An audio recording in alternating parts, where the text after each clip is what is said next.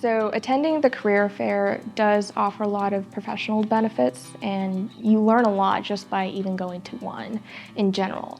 Even if you're not going to be looking for a career in equine or distilleries, it does provide a lot with professional help and trying to gain confidence when you're talking with professional people or future employers and just companies in general.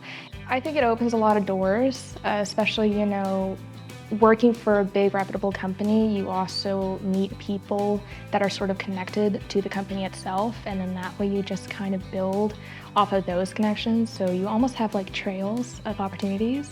And at the end of the day, if you keep those connections and you keep contact with them and you make good relationships with those people, it really gives you an opportunity to figure out what you want to do and who do you need to reach out for. And sometimes it could be people that you never realized were, a contact that you probably should have. The students coming to career fairs stick out, especially when they come up and talk to you. I mean, these are students who are driven, and it's impressive as a student to just be there. It says a lot about you already that you are choosing to give your time after class to a career fair.